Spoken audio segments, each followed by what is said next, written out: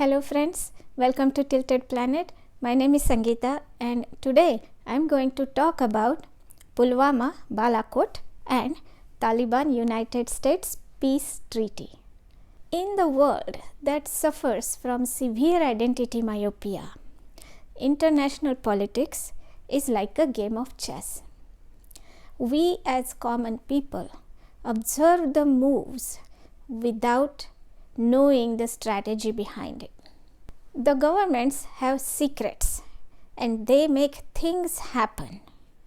Oftentimes, what it seems is not what it is. One has to look hard to try to connect the dots, which I have been able to connect suddenly after the Taliban-United States peace deal was signed very recently.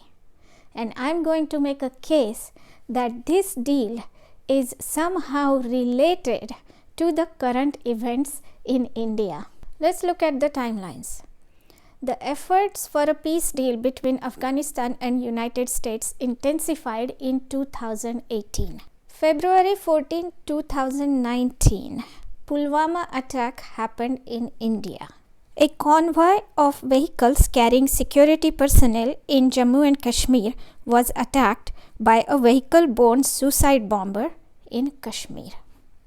Now, that time I had flagged Pulwama attack as one of those events that are not what it seems like.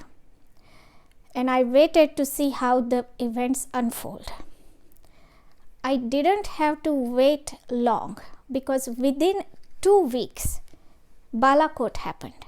As a revenge to Pulwama, India struck inside Pakistan at Balakot on February 26, 2019. What was surprising was this was the first action that India had declared that they took across the border. But what was even more surprising was the reaction of the world, or rather the lack thereof. The world was telling India is free to do anything they want in Pakistan.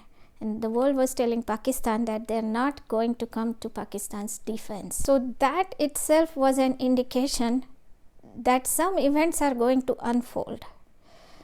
I didn't know exactly where is this going, until suddenly the Taliban-United States signed a peace deal. And that's when a light bulb went on in my head. Yeah, of course, now Balakot makes total sense. How? So these events have the echoes of the past.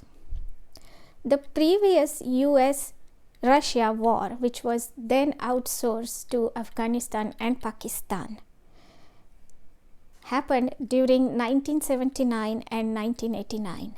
During this time, Pakistan used the military and financial aid that it was getting from America and other countries, not just to fight the Russians, but also to bleed India. During this time, India suffered greatly due to the secession movement in Punjab and militancy in Kashmir. The war on terror was also outsourced to Afghanistan and Pakistan. Now this is very funny. Pakistan joined the war on terror, and Taliban was also Pakistan's proxy. So it has managed somehow to play this double game in the area for a long time. And everybody knows it. America knows it. NATO knows it. Everybody knows it. In spite of that, United States and NATO countries have decided not to expand the conflict into Pakistan. Other than the one time when Osama bin Laden was captured, they have not declared any action into the Pakistani territory. And this is where the United States and India's interests seem to converge at this time. Should there be a need for an action inside of Pakistan, America might try to outsource that to India. And such events like Pulwama might be orchestrated to get an excuse to attack Pakistan. so that America can leave, the NATO country can leave the region. But we will be left to fight with each other. Last time when America left, the Mujahideen turned their attention to Kabul. They looted, raped, murdered, and Afghanistan fell into an anarchy. But Kabul was not the only direction they went. They also went into Kashmir, and the militancy in Kashmir against India intensified. January 19, 1990, hundreds of thousands of Hindu Kashmiris were forced to leave. They became refugees in their own country. Now that the US Taliban treaty has been signed, what will happen next? The America and NATO countries said that they will leave within 14 months.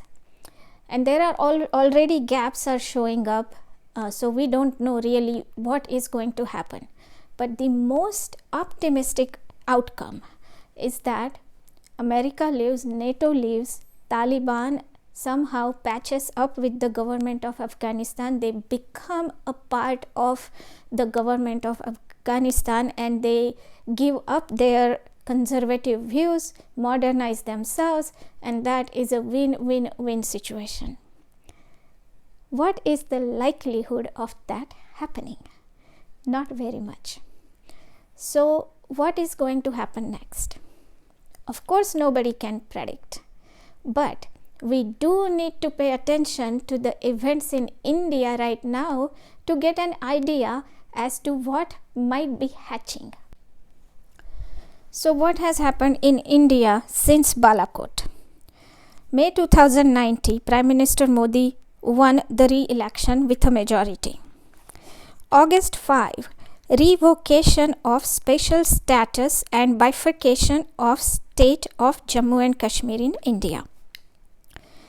December 19, Citizenship Amendment Act, a very controversial act that gives preference to non-Muslim refugees.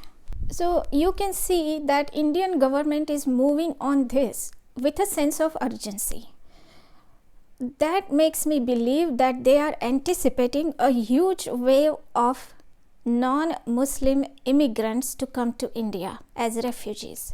Now, India has given refuge to many non-Muslims as well as Muslims over time. Since independence, various refugees from Bangladesh, Pakistan, then Tibet have come to India. Recently, the Muslims from Myanmar have also come, and also refugees, non-Muslim refugees from Afghanistan have recently come to India. Now their numbers is somewhere around 8,000 to 12,000.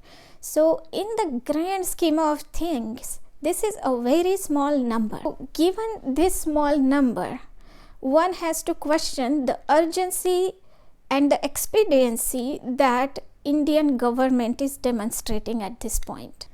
Also to note that an Indian delegation was present at the peace deal. So India has a stake in the peace deal, that is agreed.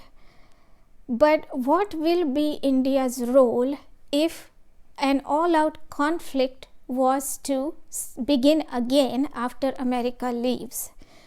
Will India be a part of the conflict, or will India be a part of the peace process?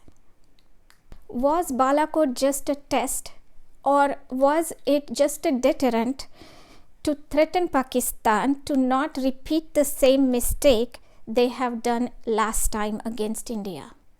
Or is there anything more? Of course, we will not know. We just have to see, observe. Now, Trump's recent visit to India in the midst of the coronavirus outbreak and being so chummy with Modi also raises eyebrows. What is India being dragged into, if anything? I hope that India does not insource any war from any other country. And I hope not just India, but also Pakistan and Afghanistan, they realize that insourcing the war has been a very failed strategy, and they should stop doing that. Thank you for watching. Please share, subscribe and comment below. Thank you.